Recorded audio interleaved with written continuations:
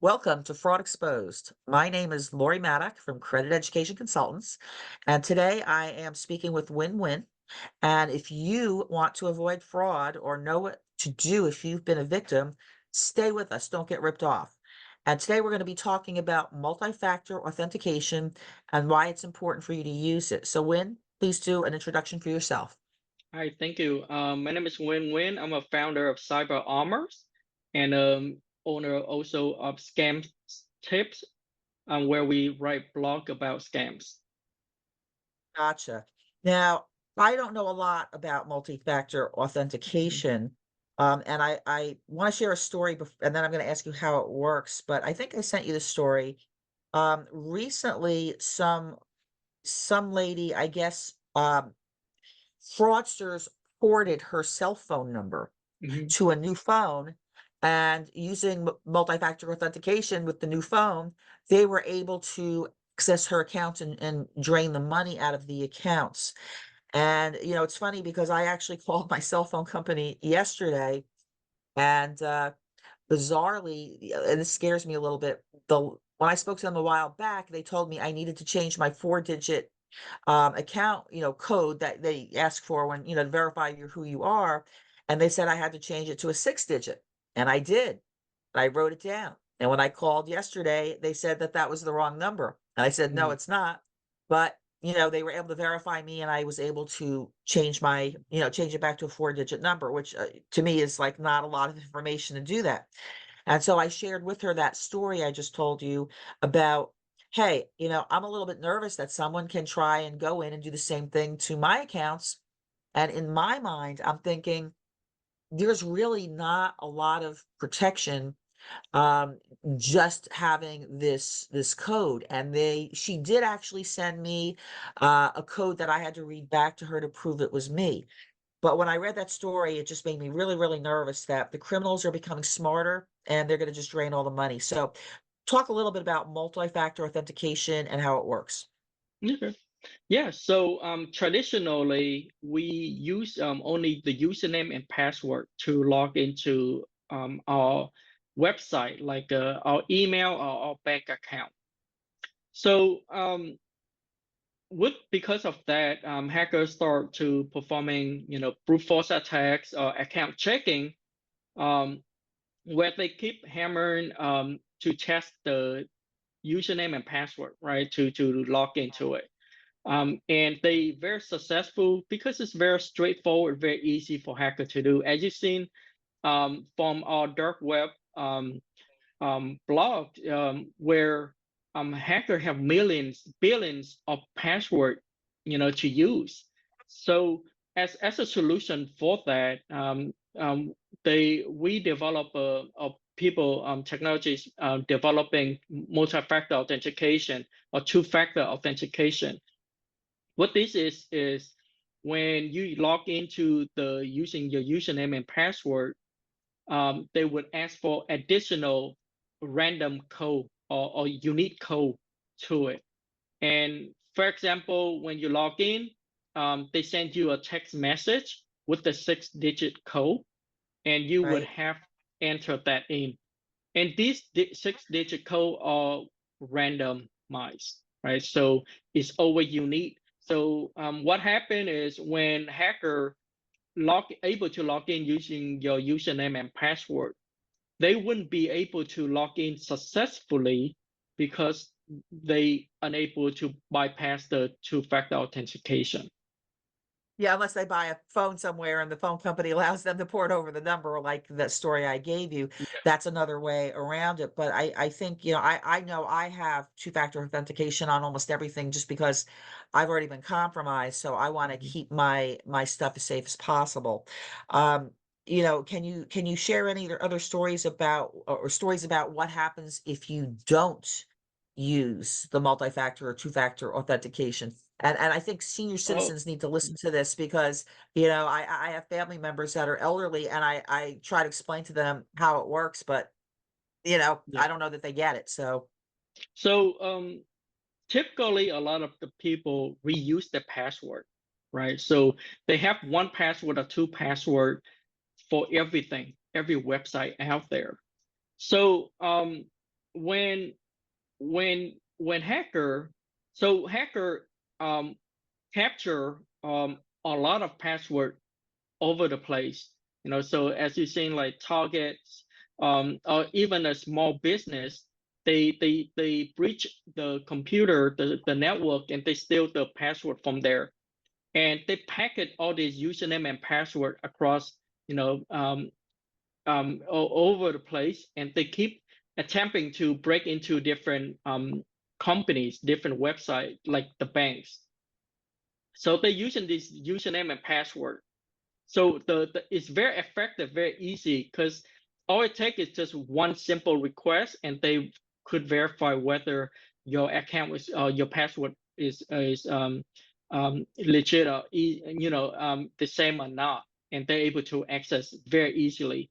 I was at one of the credit union a few years back, and I was in the incident response team where hacker checking or testing these credentials like uh, a few millions in 30 minutes, Oh my right? God. So so if you reuse your password, you likely get compromised very easily, and they still actively using the same techniques right now, right? So yeah, it's two-factor authentication is very important to protect yourself. So let me ask you another question. How often should somebody change their passwords? Because, it is sort of a pain in the butt. I mean, if you have multiple email accounts and you have all these portals for the businesses Mhm. that you do, how often should you change your password? The standard that people typically use is every 3 months, 3 months or six Okay. months. Um, and so yeah, I for me personally, I don't follow that too well, but I use a randomized password um for every website I create or log into, and my password is about 32 character Oh my randomized. gosh. That's long. So Okay. so it's harder for hacker to break into it. And even if they able to access one password, they wouldn't be able to log into any other service that I have, because every account I have is unique to it. I gotcha. I'm thinking years back, I did a TV show with one of the news stations on how accessible your Facebook page was. And actually, my friend who volunteered to do it, he had an open Facebook page, and it was so easy to get information just off that site. Because one of the things I did learn is that most people use their pets' names. That's like the first thing, they use their Yeah, pets' names or their kids' names for their yeah, password. So if you have open social media, and you're, showing pictures of your pet or your kids and their names and all that, then they have a better shot. I don't know if that's still yeah, true today, but it would make me wary to use that. When I learned that, I was like, oops, well, my friend did that in the past. I've done that. I don't do that anymore, because it's just too easy to find voluntary information that you've listed up. And even if you lock your social media down, that doesn't mean someone can't copy and paste it, right? And put it yeah. outside somewhere else. So that's why I think, what you're talking about, it's so important to use it. But does it protect me 100% by using it? I mean, is there anything that protects you 100% or not really? Not really. So there's a very multiple method of to multi-factor authentication. One of them, the most secure one, is the UB key, which is you have a physical USB where once you log in, you plug in the USB and press hit the button, and is authenticate with the website. That is the most secure um, because it's a physical device, right? It's 99% safe. Now, how to bypass that? You have to steal the key from me, right? So it's still Right. vulnerable for that physical type of attacks. Um, the second safest is the Google authenticators.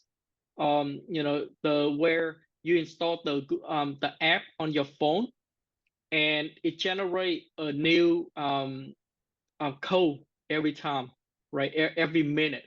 So that is a lot safer. Now it's still vulnerable for if someone able to steal your phone, your physical phone. They have to break into login, then they would be able to get it. So it still is it's not the safest like the UB key, but it's still safe, right? Right. I mean, the key The sounds like a it sounds like a good idea. I just worry someone Yeah, like me, if I misplace that key somewhere, then I'm yeah. in trouble, right? Because That's then I that's the can't access. challenge. So it's almost That's like you have correct. to have a backup of that key Yes. in your safety deposit box in case something goes wrong. And it's Yes. crazy that you have to do all of this Yeah. nowadays just to protect yourself. Yeah. So before we finish up, is there anything else that you want our listeners to know about multi-factor authentication? Enable it. Try to try to use it as much as you can. Protect your email as much as you can. So Google is a great platform that they have a lot of option for you. From a physical to the apps to the SMS. Multi-factor and the email. So protect it as much as you can because it's the next layer. Otherwise, there's hacker have billions of password. So we do the same. We monitor the same type of password, so we know what out there. So with a simple search, they're able to search for your password that you use throughout the platform. So you must protect your account with the multi-factor authentication. The next step is, if you can, enable notification on any activities. So for me, when I log in, Google send me a notification, new devices. So you can be, a little bit proactive. For my banks, any transaction, I enable the activities. So I can be, if I make a transaction, I know when and where, right? So if I get notification that I didn't trigger, then I know my account is breached. So be a little bit more proactive and try to um, put multi-factor as much as you can because that's the next safest option for you. Right. I mean, it seems to come down to the good people have to outsmart the bad people first, but for forever, it seems like it's the other way around. They figure out a way to compromise the data, and that's what you do for companies, basically. Right. And I'll just tell you a quick story before we go. I have a family member who does not do online banking because she thinks it places her at greater risk. Okay, Mhm. I do online banking and I monitor everything every single day because my information's been compromised. But as I explained to her, it doesn't matter if you do it or not and don't download the portal because guess what? The bank already has your information up there on the internet. You now just choose not to access it. So how are you Yeah. going to know if you were compromised and the money gets sucked out of your account? Mhm. So I think with seniors, that should be another show that we should talk about, and do a show on that specifically because a lot of older people, they just don't know, and it comes down to are you going to click on that link or not? And so every day, I mean, basically, I get so many texts every day from scammers, and they almost look real. And my Mhm. my thing is, if I have to even think about it for one split second, the answer is delete, block it, Yeah. delete it, get it done and over with.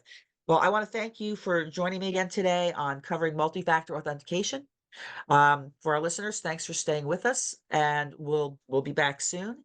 And at the end, Win, if you would post your subscription so that people can see your free subscription for scams and tips, and also for the dark web monitoring, which you're doing now. So thank you very much for joining me. Thank you for having me.